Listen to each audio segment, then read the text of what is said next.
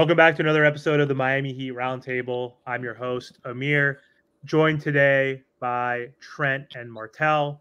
Plus, we also have a very special guest joining us today. We have Mr. Royal A. Shepherd from the Basement Sports Network. What's up, Royal? How are you doing today? I'm hanging like nuts, brother. How are you? Doing good, man. Doing good. We're super excited, like I said, to have you on the show. Big fans of the Basement post-game show, and I'm sure Trent here is especially excited that you're here with us today because Trent is our president of that I Hate Tyler Herro Club. So I'm sure you guys have a lot in common.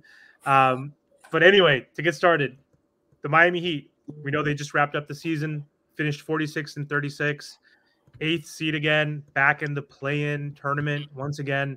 And I saw you tweeted, I don't know if it was today or yesterday, that it seems like you believe that the Miami Heat will beat Philly and then Philly will beat Chicago. So just wanted to unpack that a little bit because we know in the last week or so, the Miami Heat have shit the bed every opportunity they've had to control their destiny and get out of the play-in game. But we failed. So what makes you think we can pull off this victory? Or were you being sarcastic and I'm completely wrong about that opinion? No, so I've kind of like vacillated back and forth between like the idea of Miami winning and losing this game, and I settled on them winning primarily based on the fact that Joel Embiid isn't right. Like that knee has continued to get fucked up over and over again since he's got it like patched up and came back or whatever. So like it's primarily based on Joel Embiid's health. I believe Tyrese Maxey is going to fry our goddamn face off, but I don't think that that's going to be enough to.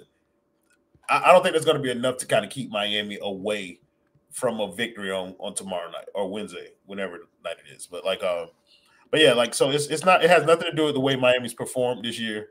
Like it's just Philly's been inconsistent when Joel Embiid is not all the way correct, and if he's anything less than 100%, then he's going to struggle with Bam, and Tyrese Maxey isn't going to be able to lead them over Miami. So that's just kind of the thinking behind that. Man, listen. Stop the nonsense right now. All right, listen. 76ers are most likely going to beat us. They're coming off an 8-game win streak, 7-3 in their last 10. Tyrese Maxey, like you said, I agree to that point. I mean, the last couple games Tyrese Maxey played us, this dude has been cooking us 30 points, and 37, right? You're not going to go out there and stop Joel and Tyrese Maxey. I think you could slow down one of them at least. And I think we got to start throwing DeLon right out there. I'm not saying he's a Tyrese Maxey stopper. I'm not, but I just think he's another body that you could throw at him with Haywood Highsmith and all these Caleb Martin stuff like that. Joel Embiid, on the other hand, I think his presence just being out there can affect the Miami Heat, right? You got to realize we're not going to probably have Duncan out there. I don't know what's going on with Kevin Love with the arm contusion. And Terry's questionable with his injury. And it depends what Jimmy Butler are we getting, right? Jimmy Butler said this playoff time, he's confident in his team. Anybody's beating his team, and no one can beat this team in 7. But Jimmy been, and for my standards, has been ass this year. Hasn't really done much. He definitely took a decline. So if we're gonna get Jimmy Butler, that's gonna be 20 free throw attempts, 30 points, and then I'm confident. But we haven't seen that. It's been a roller coaster all year. And so the 76ers team with Kelly Oubre, Buddy Hield, even Kyle Lowry a little bit, we should know about him. I like their chances against this Miami Heat team. And then I think eventually we beat the Hawks or the Bulls and we get that 8th seed. But I think the 76ers are too hot right now, to be honest. Good, brother. You started that shit sandwich with a huge turd in the first place when you was talking about DeLon Wright. Brother, if we're depending on DeLon Wright, then we're cooked. I'm not depending on DeLon Wright for a bitch-ass thing in this game, bro. Like, so your point is well-founded. Philly has played well. But like I said, like, it's Joel Embiid. His presence means something when he's healthy. But even fully healthy, Miami has given him problems in scenarios like this. Like Miami seems to have the right game plan for him. Now, the last game notwithstanding, because him and Tyrese Maxey just kind of went bananas. And to your point, a one game like situation for Miami is not ideal because of the nature of this team, the up and down nature. But I just believe like now it's like a do or die situation. And I think Jimmy will kind of like come around. Like he's the past couple of games, the last 2 against Toronto in particular, like I feel like he was engaged in those games. Like he came out aggressive. He kind of led them with his play. And I feel like something similar to that can happen in these play-in scenarios. I think Miami's better equipped for a 7-game series, but in this one game where you have an opportunity to play against a second-seeded New York Knicks team, bro, Like, I don't think nobody in the Miami Heat organization wants to let that pass in lieu of going to a second playing game to win that to potentially face the Boston Celtics. I think your best avenue for a deep playoff run starts with this play-in game, beating Philadelphia. And I think everybody realizes the urgency of that moment. But, like, your point is valid, bro. Like, Philly has played well to an extent, but I just think without a fully healthy Joel Embiid, then Bam is going to be able to kind of wreak some havoc in that case. And we're going to let Tyrese Maxey do his thing, try and limit Joel Embiid as much as possible, and just erase all the rest of the role players that they have over there. Do you trust the offense? Or go ahead, Marcel. So do you think that playoff Jimmy, like in the Miami Heat, do you think they have another run left in them? It's dependent on the matchups. So, like, I think this 7 seed thing, the path from the 7 seed is the way, because in that first round you get New York, which I think Miami is capable of beating, and then in that round after that you get the winner of the Indiana-Milwaukee series, and kind of like the narrative surrounding Milwaukee and their struggles as of late. Indiana's a young team finding their footing, so like I feel like that's the best path for a deep run. I don't believe in this team. Like I want to make full disclosure. I believe they are capable. They're just as capable of making it to the Eastern Conference Finals as they are of losing both of these playing games and being eliminated before the playoffs even start. Like that reality exists for them. But I just feel like they're going to take the opportunity that they have in front of them with this Philly team and just kind of, get into that 7 seed and try and make a play from there. I mean, listen, this Miami Heat team, man, for 82 games, we've been up and down, up and down. That's all I've seen. I haven't seen a stretch where this team's like, okay, I can trust this team. And even we was talking to a guest the other day, Big O, and he's like, it's two inconsistencies. I mean, injuries, Jimmy, Tyler, like it's too inconsistent. So the one game thing, we just don't know what we're gonna get, and that's the scary part. That's why, what I'm gonna go with is what I've seen from all season. Right? We're gonna go out there. Jimmy Butler's gonna coast around. That's what I've been seeing all year. That's what all Jimmy been showing me. Him coasting around playing. Like, I get it. It's just playoff basketball, but Jimmy thinks he's the best player in the world. He can walk around, got his attitude. So you got to prove to me, Jimmy, that you going to beat Joel, you going to get this 7th seed, and then you going to shut me up. But so far, you haven't shut me up all year because you just been coasting around. You get $50 million. What have you done this whole season? Just to rely you in the postseason? That's all we seen from Jimmy. So I agree with you 1,000%. Like, Jimmy Butler has been fucking off the entire season. Brother has not shown up to work most of the thing. And really quickly, before I address the rest of that, Amir, to your question that you were asking, no, I do not trust Miami's offense. I don't. I can't. But and it ties into this. It's because of Jimmy Butler. From night to night, I don't know who the fuck he's going to decide to be out here.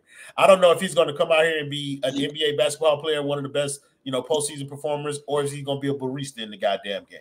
He has not shown us anything like to make me believe that he's just going to be able to turn it on. And I'll take it a step further.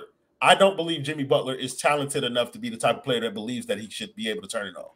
Jimmy Butler thinks that like you saw it in that kind of like Slam magazine thing today. Jimmy Butler believes himself and that playoff Jimmy shit. Like, he might have tried to dismiss it in the article, but he believes it. Otherwise, he wouldn't talk the way that he does about being able to wait until a certain point in the season before he's kind of engaged in it. There should be no Jimmy Butler character. Jimmy Butler got to his status by playing harder than almost everybody else on the court at all times. And he has not given Miami that this season. He has been below the standard that he set for himself here throughout the course of his career. And like off-court stuff aside, bro, he just hasn't done enough, bro. And so I can't argue too much with people who don't believe that Jimmy Butler is going to show up in the moment. I just feel like Bam is going to show up. I know what Tyler Herro is going to do when he goes out there on the court. Get his shot blocked. And shoot the ball 40 times. Like, I know what he's going to do. But, like, I also, like, I don't know why. Like, it's an irrational faith. And it may come from the same place of people who think that we're going to make another run to the finals. But I have faith that in this one-game scenario, Jimmy Butler will at least go out there and give a fuck. And that I don't think it takes much more than that for, like, Miami to be able to, like, beat a teetering 76ers team in a one-game situation. Yeah, I think if our big three, I guess Tyler Herro's thrusted back into that big three role, if those three can outplay Maxey and Embiid, that should be, in theory, good enough. We just need a Caleb or a Jovic or one of our role players to be an X factor. But again, this offense is so anemic that I don't even you never know who's going to show up. Like outside of Jimmy Butler showing up to work, like our offense is just horrendous. 21 in offensive rating, bottom 10, like 26th in points per game. Like there was 18 times this regular season where we scored below 100 points, right? And Martel, you sent that tweet out to us recently. The only other teams that didn't or that had less 100-point games were the Trailblazers, the Grizzlies, and one other shitty poverty franchise. So it's hard to have faith, but in a one-game sample size, we could shoot lights out. Like we are capable of hitting threes. Like we really depend on that, especially when Jimmy's not trying. Literally, my favorite quote that Martel says, not only does Jimmy load manage, aka miss 20 games a year because he never has a significant injury. He doesn't tear his ACLs or break any bones, but he also load manages in games. And we saw him do that in the Toronto games, which it didn't really matter. Like we're fine with him taking 7-8 shots, but when we're playing against the Mavs, taking 7 shots in a game, like I don't understand that shit. And it's like, do we really think technically this is the most important game in theory now? All those other regular season games to avoid the play-in, we're still regular season games, but this is the closest to a must-win versus that elimination game possibly, which would be if we lose to the Sixers. But I don't think Jimmy could just turn it up. Even so, we know what's at stake. We don't want to play the Celtics. We're fucked if we play the Celtics. So we need to win because the path you said basically is our only chance to make a run. So how can he just show up? Is he going to just shoot more all of a sudden and be aggressive all of a sudden like on Wednesday? I don't know. I don't know if he will. So a couple of things. I'm offended that you put Tyler Herro in the big three in my presence. This podcast is a sham. I'm never doing it again because of that one reason right there.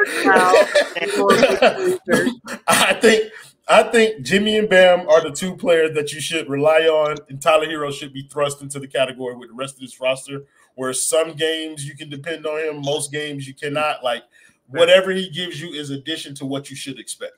I know most people will find that controversial, but also I don't care about other people's opinion, just my own. The whole thing about Jimmy Butler, I agree with you. Like, I do not think Jimmy Butler is talented enough to come into a situation like this and just turn it on. But I do think that Jimmy Butler is a good enough player and a smart enough player to understand the seriousness of the moment. Like a lot of those games where Jimmy's kind of just like out there and not doing anything, like load managing while he's playing, to Martel's point, like he's doing that in games where he believes that they can win without him, and it's like just a game that they don't need or whatever. He knows that they need this game. So at the very least, I expect effort from Jimmy Butler in this game. And effort is all Jimmy's game is really built off of, bro. Like, it's not skill with Jimmy Butler. That's why people don't get mad at him. Like, it don't matter if he shoots more. He just has to try. And if he tries, then his impact is felt in a variety of ways. Like, you've heard it multiple times across, like, different platforms. But the indicator whether or not Jimmy Butler is engaged in the game is how he's acting on the defensive end.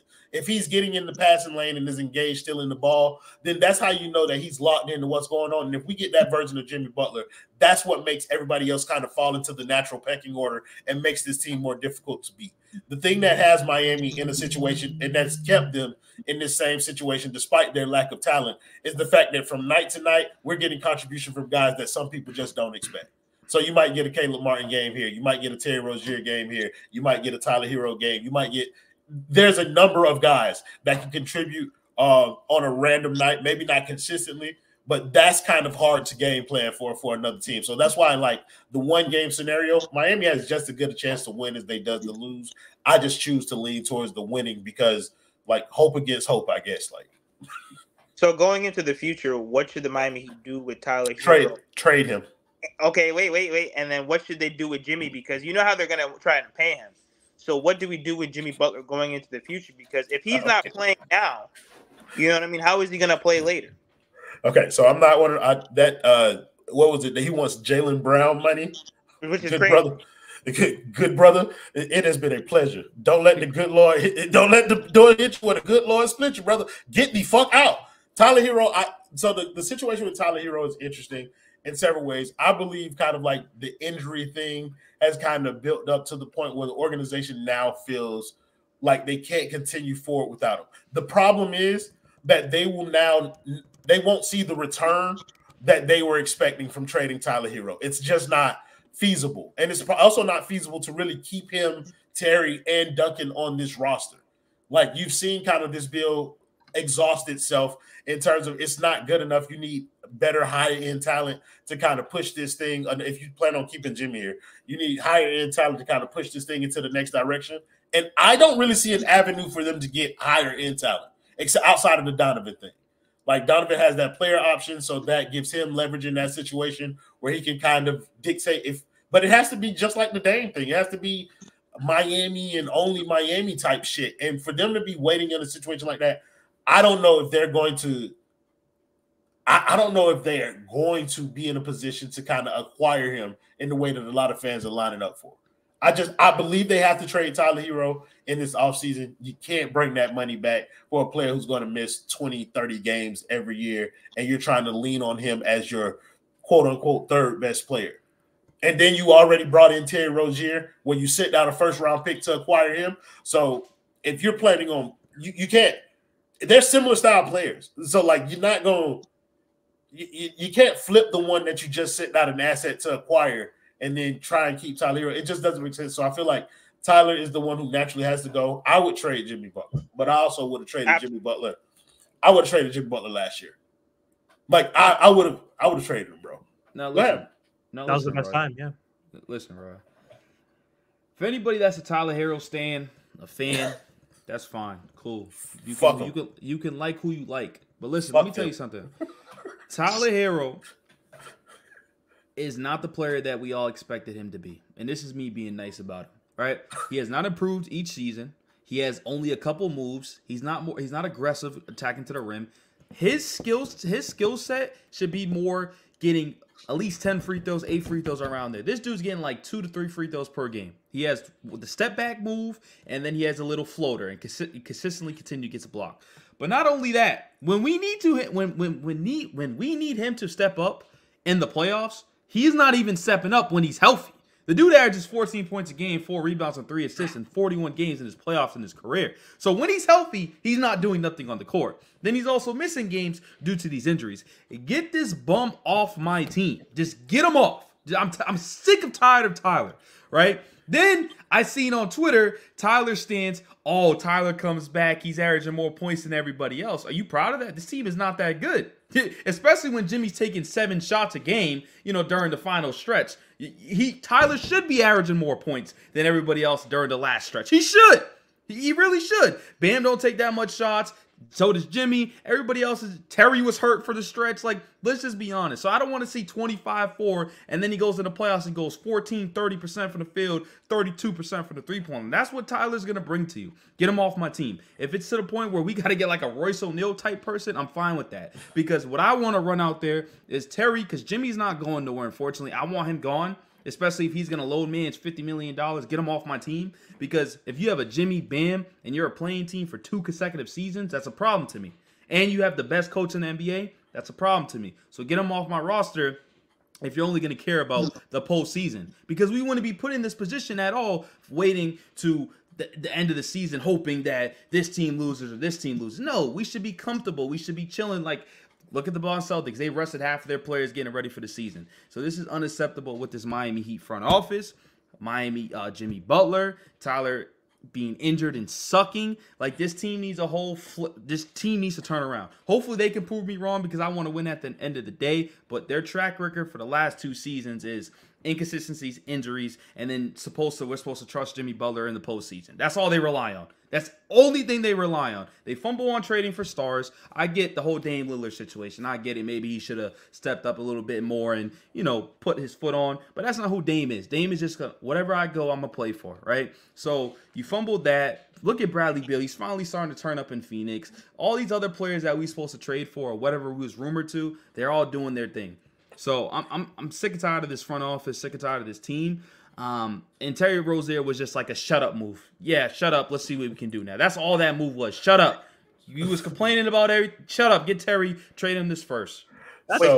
Well, that's fine. So so real quick, like Trent just restored the integrity and honor of this podcast with that Tyler Herro soliloquy.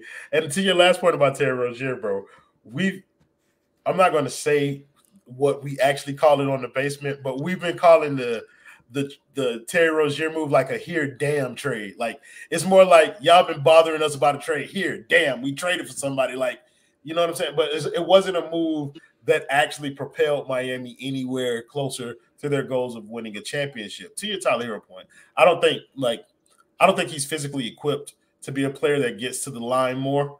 I've always said that if Tyler Herro, I would be cool with Tyler Herro on this team if he chose to play more like Duncan Robinson, like lean into the off-ball movement, lean more so into your shooting, catch and shoots and stuff like that. Like if he leaned into that, it feels like he'd be easier to integrate. He could be a better version of what Duncan was for this team. It's just like there's a disconnect there between his personal goals as a player and kind of what this team needs. And that's always been my problem. It's not Tyler Herro, the actual player. I think Tyler Herro could be a very good player in this league. I just think that he's been asked to do more than what he's capable of here in Miami. And he just kind of bought into the idea that he's some far superior player to what he actually is, brother. Brother, you are a bench player in this NBA, a 6th man of the year. You can be the best bench player in the league every year.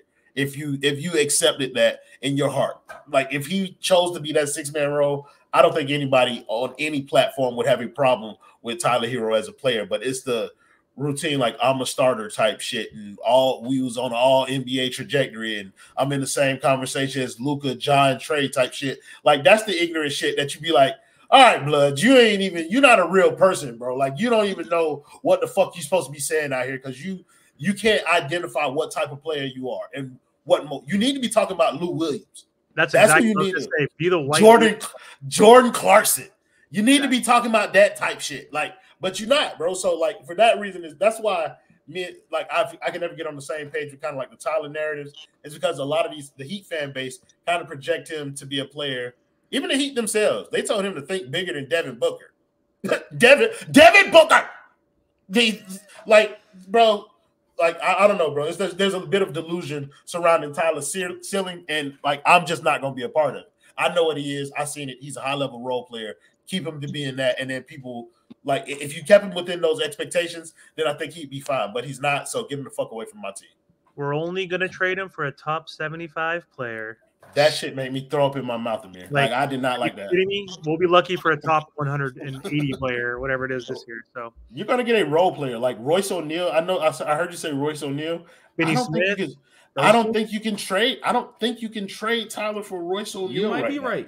That might be too high for them. That might be too high. So, bro, like before, I think Tyler Herro's value was at its peak the year after he won that 6-man of the year title. Like every year since then, I think other teams are catching on to kind of like the injury thing now, which is kind of lowered. Even the whole parading him around in the Dame trade thing, when the Portland Trailblazers said that they didn't want Tyler Herro, like, yeah, there were rumors about Brooklyn offering a couple of picks for him. But I feel like if you get 2 first-round picks as an offer for Tyler Herro, then you're obligated to take that at any point. So I don't know how much truth there is in that.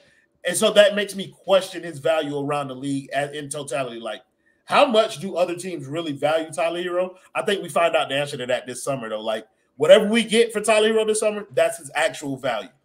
Like, and it's going to be like some bullshit. It'll be serviceable players for Miami, but it's not going to be the top-end talent that people are hoping for.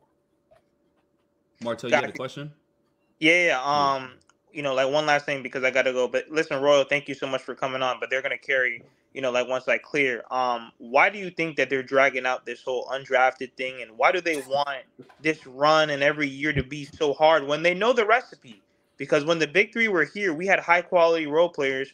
Ray Allen, Rashad Lewis, Birdman. Those were all high-quality role players. So why are they trying to just squeeze every little inch out of this whole undrafted thing and just lack of talent? So up to that point, we also had high quality top end talent. Like we had LeBron James, Dwayne Wade, and Chris Bosh. So Miami also knew that you needed stars in order to do that. The reason that they're trying to carry out this because it worked and it saved Mickey money and the fan base still buying tickets. That's why the fuck they keep doing it. Like they're going to continue to trot out. They're going to Ricky J. Mark from our network put it beautifully. Miami has gotten really good at marketing mediocrity. And so they do a good job of marketing this team and these young players, and it falls into that hardest working, scariest, terriest, or whatever the fuck that stupid ass mantra that they got on the court. Like it falls in line with that. And so if they can get cheap labor that actually produces on the court sometime, then they would prefer that than to actually take the risk of getting high talent players. And they also like ruined a lot of relationships, bro. Like with the trying to get over on people and shit. Like you can't not in this NBA, you can't say I'm not fucking with Clutch. You can't do that. They run the league. You gotta bite the bullet, bro. Pat Riley, you are no longer the godfather, brother. You are the grandfather. Okay, so be that.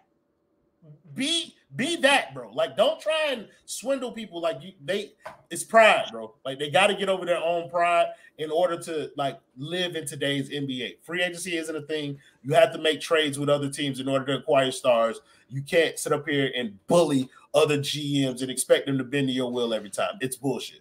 This is Royal. Thank you so much, but I gotta go. All right, thank you so much, brother. Appreciate you, Montel, bro. Hit me up anytime, bro. Absolutely, brother. This is the problem with Miami Heat, and I've been saying this for a while. I'm a Dallas Cowboys fan when it comes to the NFL, right? So look, we think because we're the Dallas Cowboys, American team, make this much money that we can do whatever the hell we want, right? We can. If somebody wants to come over there, they'll take the pay cut. Derrick Henry, great example. That's what Dallas does, and it reminds me a lot, huh? Did you get Henry? Sorry, no. He went to Baltimore. But that was just kind of like an example, right? Like Henry wanted to play for us, but we never called him because they think we're better than everything else, right? So then we go for the Miami Heat, right? Great. I think they're the same way. We're the Miami Heat. We're the best organization. We got the godfather, the grandfather, whatever the hell you want to call him. We got Spo. We got the best coach. We got Eastern Conference Finals appearance. We won championships. So they think they all this and that. And that's why you, like you said, you brought up a point. They're ruined relationships. So the whole Dame Lillard saga, right? He wanted to come to Miami, and I still think he does. He is not happy in Milwaukee. Who the hell wants to live in Milwaukee and play for that team with Doc Rivers? Like, let's just be honest, right?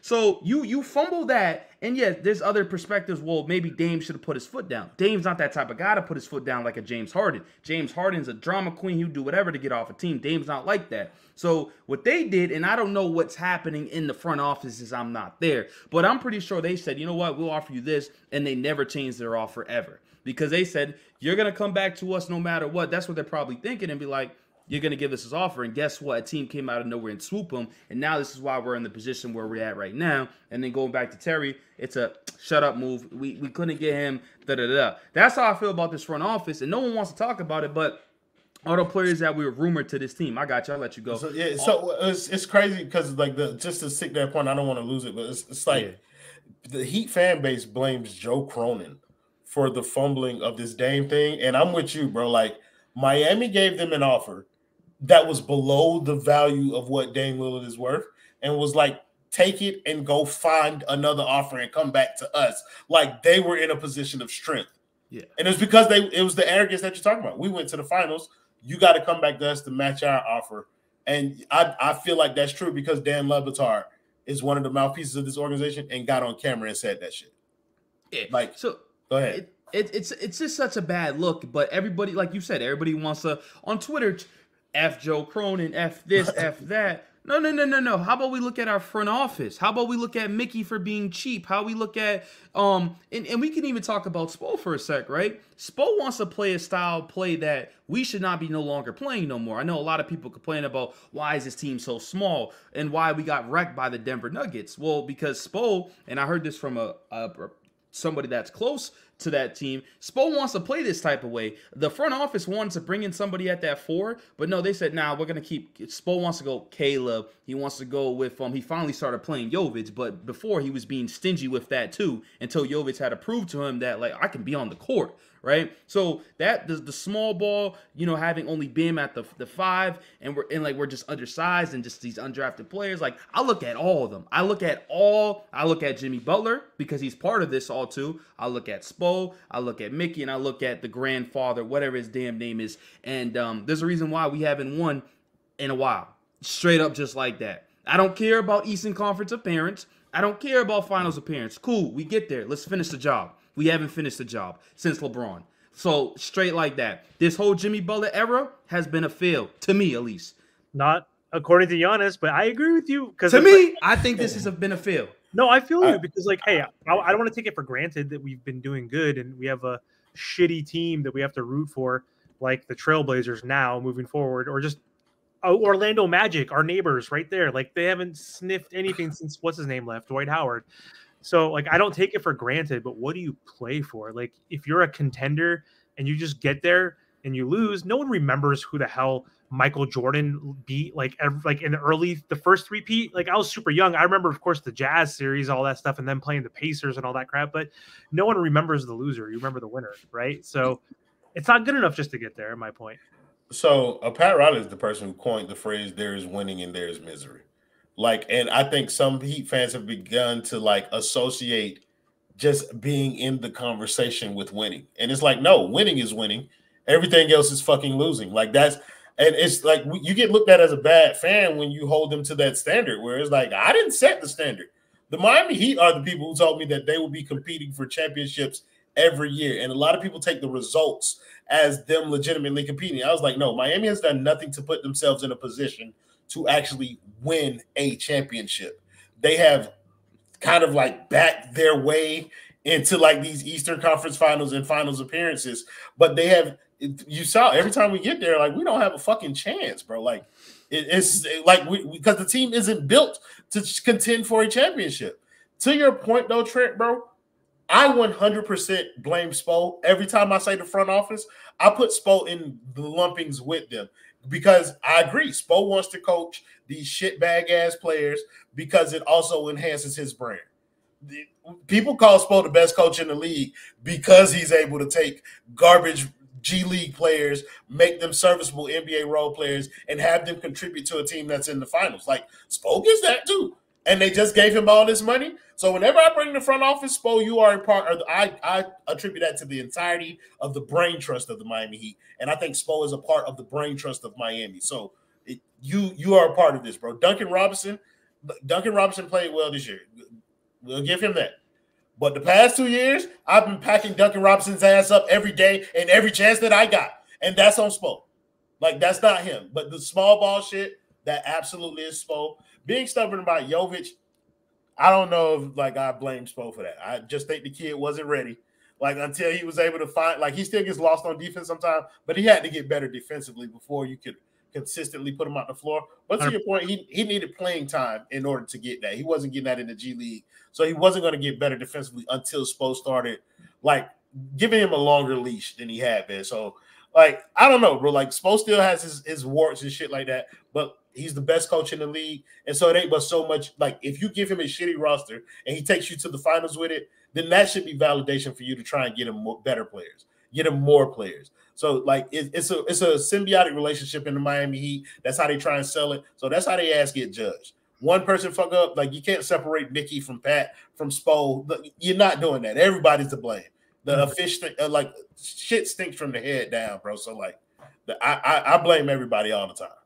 Yeah, if we're gonna stick to small ball too, it's like put better players that fit this Jimmy build next to Bam, and get rid of Tyler. Like, I know you mentioned trading for Terry was something we just had to do to shut up. Like, we were losing his contract. We had to trade Kyle Lowry for somebody, right? We're losing that value if we didn't trade for him. And do you think it's really Spo and Mickey and all them are saying, hey, instead of, let's trade for a guy who's literally a carbon copy, obviously a better version, I think, Terry Rozier than Tyler Herro.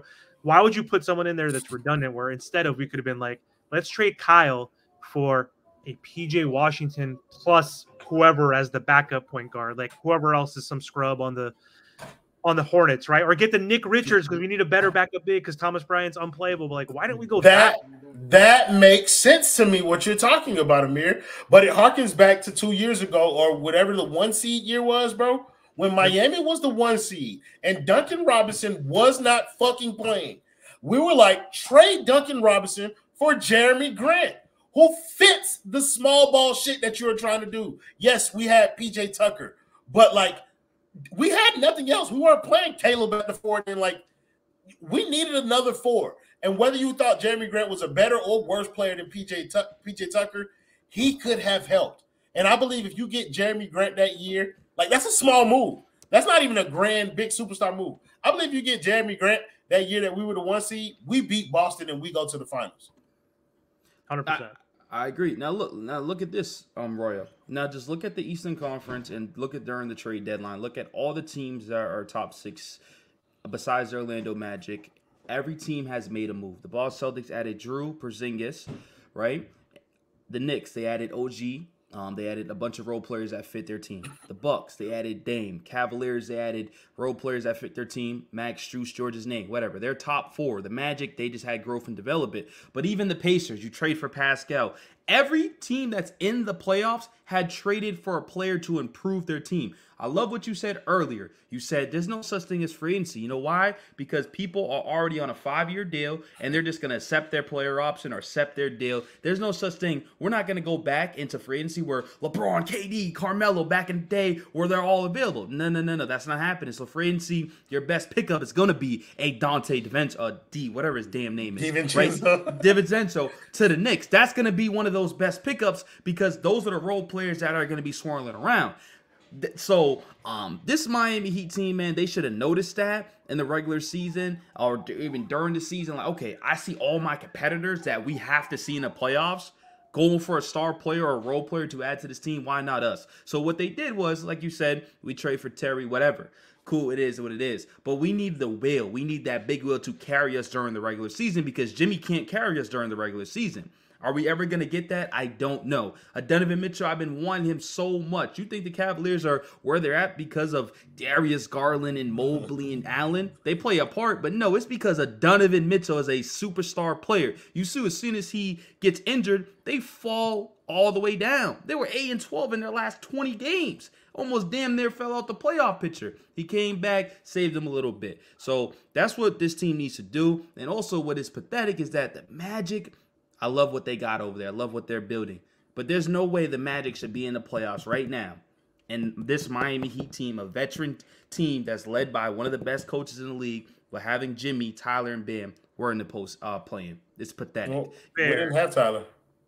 Yeah, you're right. We didn't have Tyler. But it don't matter. Even with Tyler on and off the court, we should still be a top 6 seed no matter what. Simple as that. Let me be the positive. Let me give some positivity to this team bullshit.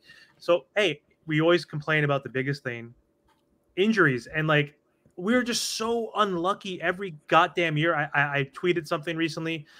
How many players on this team played 70 games or more? 2 players. 2. Every team ahead of us, I can look at my tweet. Sixers had 3 guys, Pacers 4, Magic 5. I think that's why they had 5 of their rotational players healthy and their stars. Cavs 3, Bucks 6, Knicks 4, Boston 5. I mean, like, health is a big issue. Take Tyler out of the equation. Like, Caleb still missed 15. Josh Richardson out for the season. Bam 11, whatever. We had so many injuries. Every other team, we're the 4th most injured team. I hate using this shit as an excuse because it's just the reality, but every other team's hurt. We were the 4th most injured team. The 3 teams in front of us are not even in the play-in. They're like lottery teams. So, like, we are a good team. I know even though we didn't beat anybody in the West this year, we played shitty against the elite teams. Injuries are a big factor outside of Jimmy, outside of all this other shit.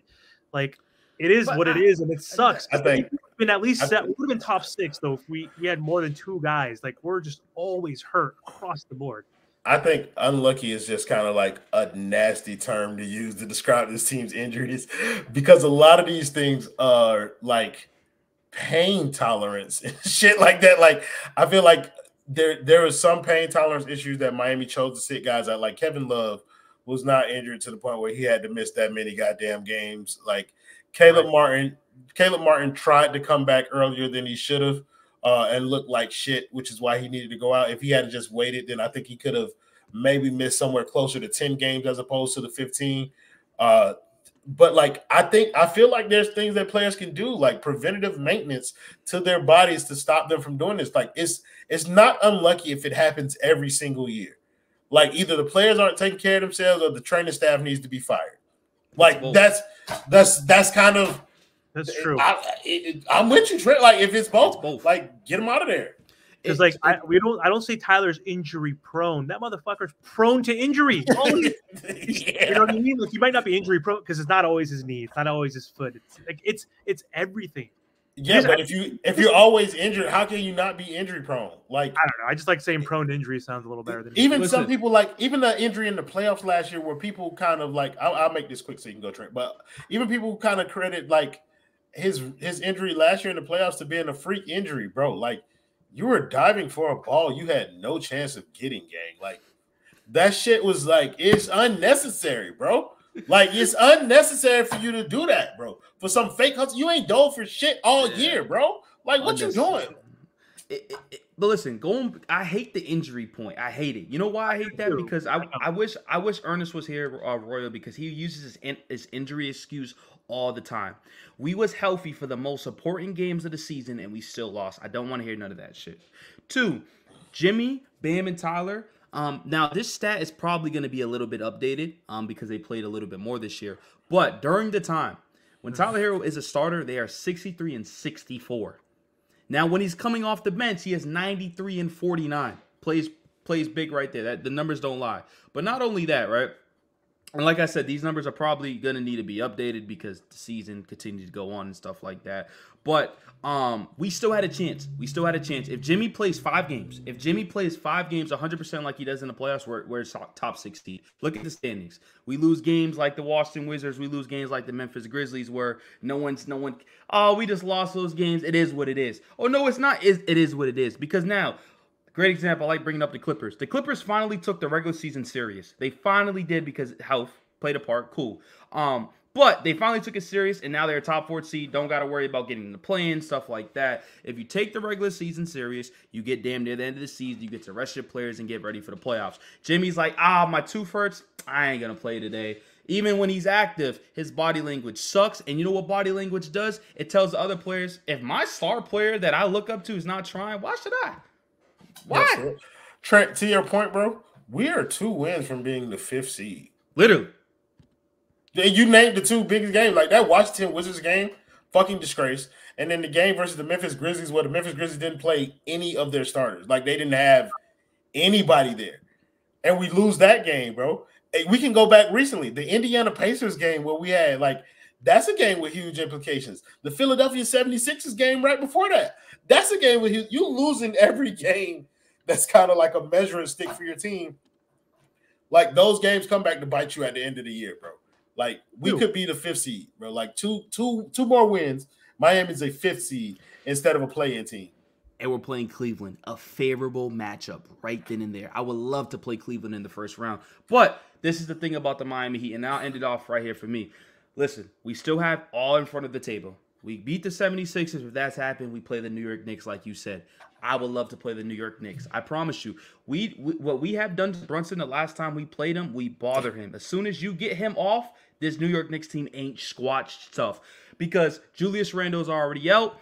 And everybody else, cool. I'm more confident in my role players, and we can beat this team. So you get Jalen Brunson shooting 23%, which I don't think you do it all series, but if you can just aggravate them, that's their best player, we will be fine. And then after that, do you see this? The Bucks suck. If the Bucks go out there and lose to the Pacers, it's gonna be we should be favorable. We should. We really should. If the Bucks lose, or whatever team it is, if it's the Bucks, Pacers, Magic, Cavs, we should be favorable in every single matchup. Simple as that. Because, right, like people say, we got playoff Jimmy Butler. Right? That's all y'all like to say. Trent, well, there's no reason that Miami shouldn't have been in the conversation for the 2 seed this year. We was in the beginning. Bro, like it's when Embiid got hurt, bro, and Philly started sweating like that, and you start to see, like, Boston is clearing away the best team in the East. Everything after that from 2 to 10 really is just kind of like it was a flippable coin, bro, as to who could be, like, down to the last game of the season, bro. We didn't know who the 5th through 8th seed, like, we didn't know who the 5th through 8th seeds of the playoffs were. That's unreal. We didn't know who the 2nd through 8th seeds were through the last game of the season, bro. Yeah. Miami had their opportunities and they squandered them, bro, to that point. Yep. It's because of Jimmy. I blame it on Jimmy. That's all I got to say. You've been saying this too, Trent. Also, outside of the injury shit, our offense, we all know, is anemic. Me first, horrible. What was the stat we used to say when with with Tyler, Jimmy, and Bam? 31 and what? 37, I guess. That was earlier in the year. Yeah, like they were negative. They were negative as a big three together. This is why I'm done with the big three. It's season 5, year 5, whatever you want to call it. They haven't done squat nothing. So I think this is actually, this is the last thing I'm gonna say. See, I like talking. I want some. Anyways, what I think we need to do, and then you can finish off with Roy or whatever. Trey Tyler, you go out there with a big three of Terry, Jimmy, and Bam. I know we want Jimmy gone. I don't think that's gonna happen. I think you run with that big three. You let progress Jovic, another big year. Jaime with another big year. And those are the 7 players. Actually, I'm keeping Duncan and Love, and I'm going with that team. And you need to add valuable role players. You let Caleb Martin walk. I think he's going to ask a little bit too much money. I don't think you can afford him. And you got Haywood Highsmith over there. I think this is what the team is going to be next year. And if somehow we get a big wheel off the Tyler or some draft picks, whatever the case may be, but that's what the team I'm rolling with next year. Simple as that.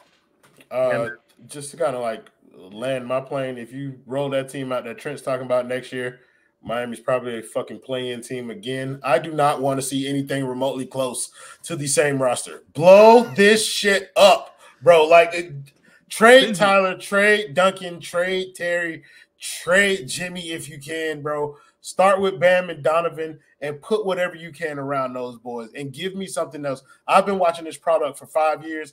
I really don't want to watch it a 6th, gang. Like, I don't. I'm good. Like, I'm good off of Jimmy and Bam combination. Shit don't work. I'd rather not watch it again. So, like, I know they're probably not going to do it. You probably end up with some version, like if they don't get Donovan, then you end up with some version of what Trent's talking about, where they're adding tertiary pieces that aren't necessarily moving the needle, but they're better equipped to deal with the role player thing that Miami does. Like, step up every night, or this person can play both sides of the ball. They're going to give you a here motherfucker damn move again. Like, that's what it's going to look like this offseason. And just to kind of like last words, listen, everybody, I will not promote myself or the basement here. I know, but I won't. If you don't like what I said here, then you will hate everything that I said over there. And so stay the fuck away from me. Don't watch me. But Miami Heat Zone, make sure you subscribe here. Make sure you listen to them. Anybody who takes the time to create content for people in this Miami Heat space deserves our support. So make sure you're watching their pod, fucking with their content, engaging with their content, most importantly. So liking, sharing, all this shit. Bro, help these brothers grow what they're trying to do, bro. We appreciate y'all in this space. And I'm looking forward to opportunities to work with y'all again in the future. That's much love. Much love. Awesome. Thank you so much, bro, for hopping on. Appreciate your time. Yeah, no problem. Yep.